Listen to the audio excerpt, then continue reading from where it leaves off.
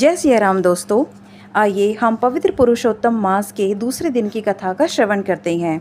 सूत जी बोले, हे मुनिगण, राजा परीक्षित ने श्री सुखदेव जी से पवित्र श्रीमद् भागवत कथा की मोक्ष दिलाने वाली परम सुंदर कथा को सुना और मुक्ति प्राप्त कर ली।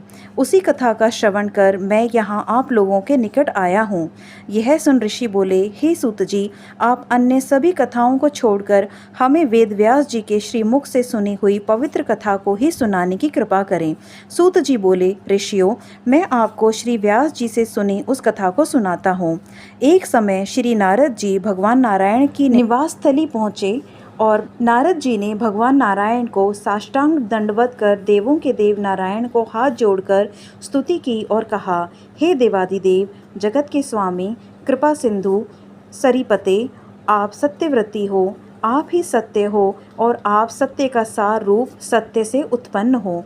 कुटुंब और मोह में फंसे रहने वालों के हित के लिए मुझको कोई ऐसा विचार बतलाइए जिससे मेरा और उन आसक्त प्राणियों का उपकार हो सके। मैं आपके श्रीमुख से श्रवण करने की इच्छा से ब्रह्मलोक से यहाँ आया हूँ। नारद मुनि के वचनों को सुनकर ऋषिपति भगवान ने हंसकर संसार को पावन करने वाली पुण्य कथा कहना प्रारंभ किया। नारायण बोले, हे नारद, अब वृंदावन बिहारी श्री कृष्ण की पुण्य कथा को सुनो।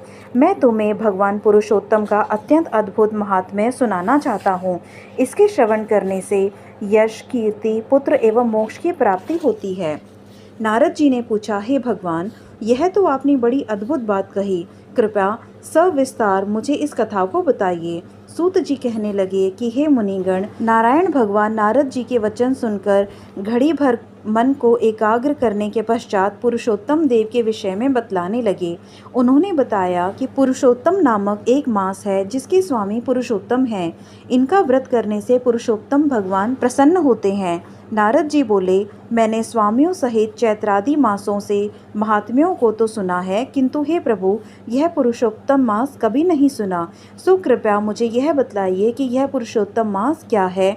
हे स्वामी, कृपया कर ऐसी कथा सुनाइए जिसके श्रवण, पाठ और आचरण करने से रोग, शोक और दोष आदि से मुक्त हुआ जा सके। सूत जी कहने लगे, नारद जी के इस प्रकार वचन सुनकर नारायण मधुर स्वर में बोले, यह कथा यही संपन्न होती है। अगली कथा का श्रवण हम अगले वीडियो में करेंगे। धन्यवाद।